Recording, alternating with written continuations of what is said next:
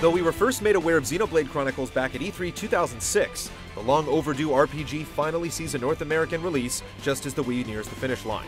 After all the brouhaha over Nintendo's lack of commitment to the game's localization, is it better late than never for Xenoblade? Or should it have been left to wither in obscurity? It's now or never, Dunban. Let's show them what we got.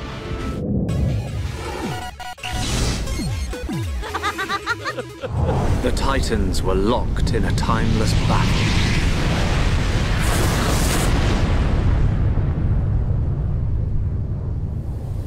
Until at last,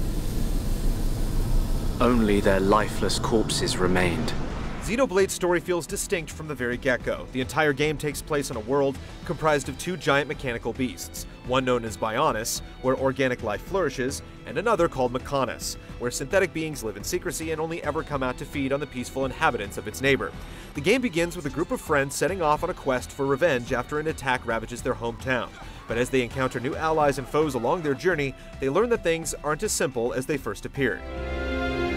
On the other side of those clouds. Yep. It's our enemy. Though the writing isn't the best, it's still a cut above what you'd expect from a Japanese RPG, and the story really excels at keeping you intrigued with a constant stream of surprises and twists.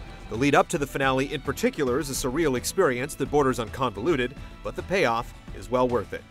Do you wish to change it? The future?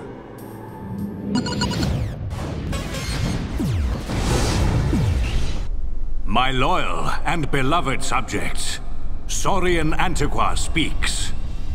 Where the vast majority of RPGs to come out of Japan in recent years are unrelentingly linear, Xenoblade is vast and sprawling, with a major emphasis on freedom and exploration.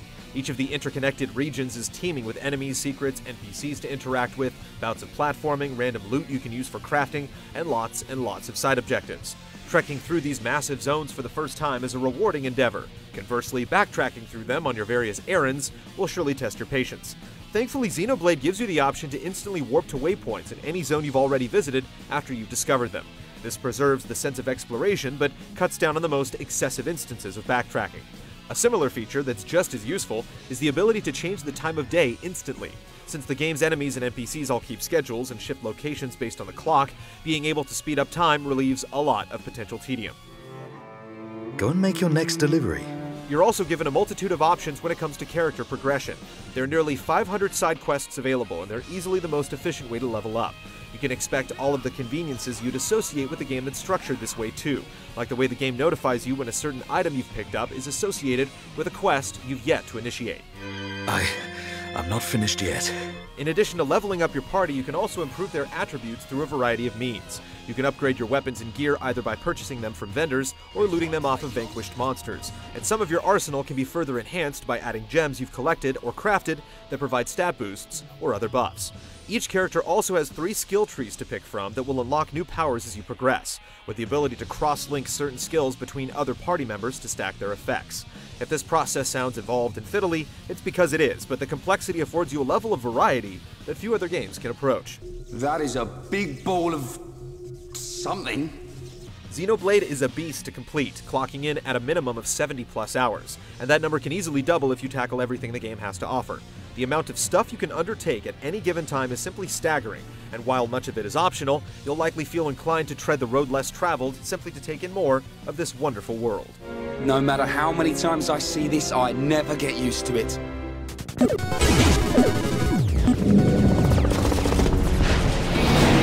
Stay back! I'll take it from here! Xenoblade allows you several control options to pick from, but given the game's complex scheme, you'll most likely want to utilize the classic controller. Unlike the breezy active exploration, combat is quite involved. You typically initiate a battle by targeting an enemy and selecting to engage it. Once you're in combat, you'll auto-attack when you're in range and unleash special skills that are governed by a cooldown system. These attacks have varying effects, from inflicting damage to curing status ailments. We can definitely do this!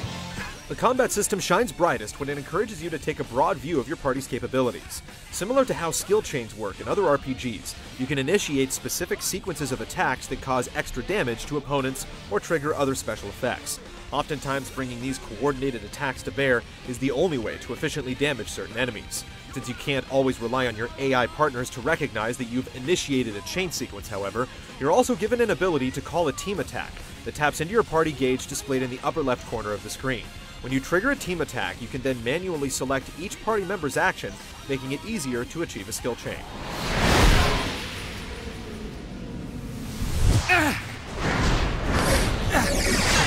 Wow! Shot's pretty awesome! After you reach a certain point in the game, the main character gains the ability to see into the future. This becomes particularly useful during tougher battles, as it gives you a heads up as to what the enemy's next move will be. You can then use this knowledge to change the outcome by spending some of your party gauge to warn a member of an impending attack. All these elements add up to a battle system that's tactically engrossing, refreshingly novel, and easily the highlight of the experience. Just now, it was as if I could see into the future.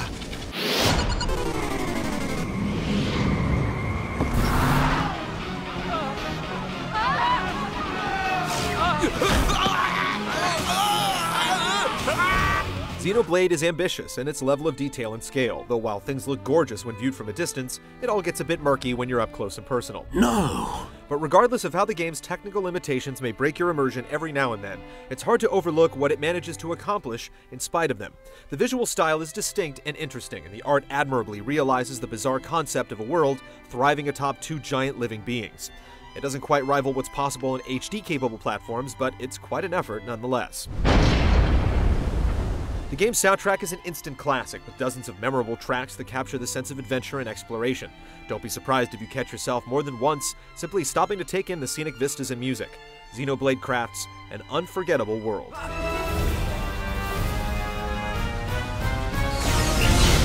Charlotte, wait! There's been a lot of talk lately about how Japanese RPGs are fading into irrelevancy with their increasingly linear designs, but Xenoblade delivers a world where you're free to explore at your own pace that frequently entices you to indulge in its many extracurricular activities. This is easily one of the best games on the Wii, and one that you shouldn't miss out on. Thanks.